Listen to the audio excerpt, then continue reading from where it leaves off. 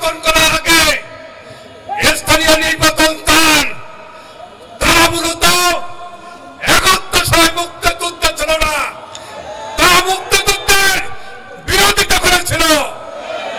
তারা হলে এখন যদি জাতীয় নির্বাচনের আগে স্থানীয় নির্বাচন হয়, তাহলে মূলত সেই পতিত স্বৈরাচারকে সাহায্য করবে এবং পতিত স্বৈরাচারকে ঐক্যবদ্ধ হওয়ার জন্য পথ খুলে দেবে।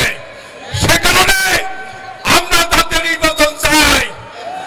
বন্ধুরা আমার, মাননীয় প্রধান উপদেষ্টার কাছে আমাদের দাবি, রোজার আগে নিত্য প্রয়োজনীয় জিনিসের দাম কমাতে হবে, আইন শৃঙ্খলা ঠিক করতে হবে, দেশে আইন শৃঙ্খলা নেই, এবং সংস্কার করে এই সংস্কার পৃথিবী সৃষ্টির পর থেকে সংস্কার চলমান থাকবে। সেগুলো বলতে চাই, প্রয়োজনীয় সংস্কার করে এই ১৯৭১ সালের পর থেকে ৫৪ বছর ভোটের মাধ্যমে সরকার পরিবর্তনের যে পদ্ধতি, এই পদ্ধতি না থাকার কারণে বাংলাদেশে কোন নির্বাচন হয় নাই।